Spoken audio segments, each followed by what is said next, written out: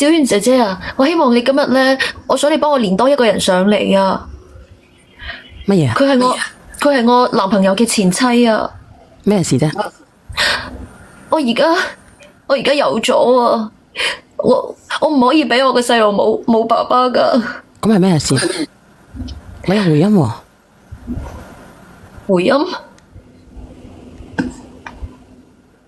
係啊。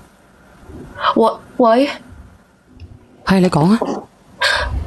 我希望我男朋友嘅前妻佢可以還翻男朋友俾我啊！我男朋友佢同我已經見過父母噶啦，乜都定晒噶啦，連結婚嘅時間都定埋。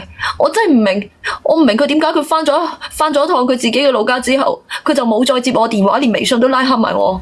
但係問題，我覺得你喊得好假啊，姐姐。我冇喊啊，我只係覺得好難受咋。你難受啲乜嘢？我哋就嚟結婚啦，佢微信又唔覆，又要拉黑我，電話都唔聽。你知唔知我換咗幾個號碼打過去俾佢，佢都唔聽，亦都拉黑我啊！又話咩對，後嚟就唔知發啲咩信息過嚟，就同我講話佢對我唔住，佢話要同我分開。我叫佢同我講清楚，佢又話冇任何嘢需要同我解釋。而家我再打俾佢，佢連電話都唔再聽我電話啊！咁你不如直接講啦，你唔好上演呢啲咁樣嘅把戲啊，姐姐。我上演啲咩把戲啊？喂，你係咪幫我㗎？而家我希望你幫我啊！我覺得你根本上你都冇任何想幫我嘅意願咯。我唔係冇任何想幫你嘅意願，問題係你一上到嚟嘅，咁我都要了解情況先得㗎，係咪先啊？我哋只係傾偈嘅啫，唔係話我哋上嚟隊㗎嘛。你連上嚟我都唔係話我要同你嗌交，係咪？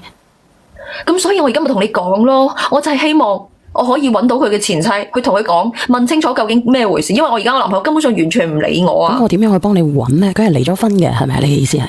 係啊。佢離咗婚，你要揾翻佢前妻，點解你要揾佢前妻咧？因為我已經揾唔到我男朋友啦，我任何信息佢都冇覆我，連電話都冇。揾唔到你男朋友，點解要揾人哋前妻咧？其實，因為我覺得係佢前妻搞事。你覺得啫，但係你有冇證據先？如果你冇證據嘅話咧，就唔能夠亂叉住人哋嘅喎。所以我咪需要而家去同佢溝通咯。佢前妻又唔聽我電話，我試過亦都換咗幾次電話打過，我冇辦法。我希望淨係想處理好呢件事，因為我而家有咗小西瓜，我唔想就咁樣一直拖住啊！我同佢講咗幾句說話，跟住佢就喺度鬧我。我知道佢咧係有睇開你嘅號嘅，我亦都知道佢係你嘅粉絲，所以我希望你可以幫下我。我真正咁希望你可以幫下我。唔好意思，我唔會幫人哋打電話啊，姐姐。我淨係想解決件事啫。咁點解決啊？我係唔會幫人打電話嘅。後嚟我問佢，佢冇聽我電話，亦都冇接我電話。我淨係單獨咁發信息，我就同佢講話，我知道佢都係你嘅粉絲咁，或者咁樣。我轉咗個方式，我就同佢講話，不如咁啦，一咪就上你直播間去傾。我話或者咁樣，可唔可以大家去316面講清楚？後嚟佢覆咗話可以，所以我今日係約咗佢直接上嚟你直播間。我亦都希望你可以作為一個中間人，睇下係咪真係有啲咩問題。我亦都希望你可以幫下我哋。咁樣得唔得？我係一個聆聽者，你可以連佢上嚟傾，可以約佢上嚟傾，但係我係一個聆聽者，就好簡單嘅。其實我都想聽聽你哋之間嘅故事。所以頭先我話希望你可以幫我。咁情緒應該唔能夠咁激動嘅，係咪先？我哋都係平靜啲啦。你揾你嘅男朋友啊，但係唔能夠咁激動，你知唔知啊？因為我哋冇證冇據，你無啦啦你話人哋嘅前妻個男朋友喺你嘅前妻喺人哋嘅佢嘅前妻嗰度。因為我頭先真係控制唔到我嘅成個情緒啊！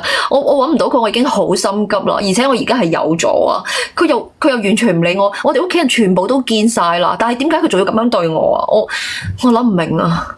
其實你應該連你嘅嗰個男朋友上嚟，而唔係連人哋嘅前妻上嚟㗎，係咪先？就因為揾唔到，只有佢前妻覆我，所以我先至我就想同佢溝通下，究竟係咪因為同佢見咗面，或者係做咗啲乜嘢，所以先會導致成而家咁樣。咁佢願唔願意練啊？佢應承咗。應承嘅話，我唔見有人連咪喎。